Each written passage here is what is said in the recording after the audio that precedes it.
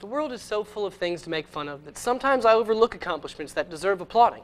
So today I'm going to spend some time recognizing a scientific achievement instead of lampooning politicians, despite the tantalizing satirical prospects. You know, every once in a while you hear a story that blows your mind, but you never expect it to come from Mississippi. You know, Mississippi usually serves as Louisiana's buffer zone from the bottom, and I usually don't mention the state unless it's in a punchline.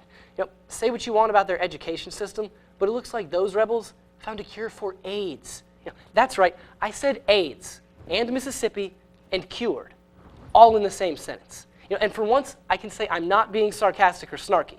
You know, pretty amazing coming from a state that hadn't officially ratified the 13th Amendment outlawing slavery until February of this year. You know, but I won't spend one more word bashing this state because this is simply amazing. You know, 3 years ago, a child was diagnosed with AIDS at birth. But thanks to AIDS-suppressing antiretroviral drugs, there's now a 3-year-old child living in Mississippi with only fragments of the disease that threatened to take her life before it even started.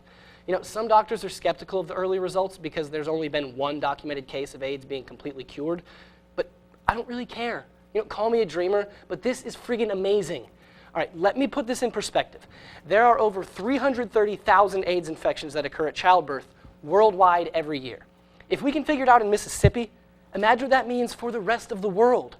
But if you still haven't wrapped your heads around this, let me explain why I get so jazzed up about this. My middle name is Joseph.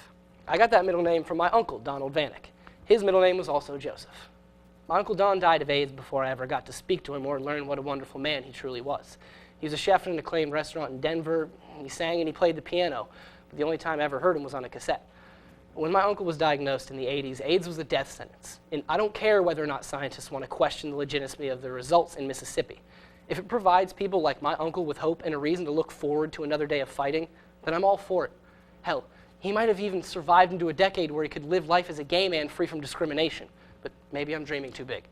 You know, and what if it is a cure? You know, infantile death rates would plummet, which would produce whole generations with the possibility for genius and ingenuity into the world.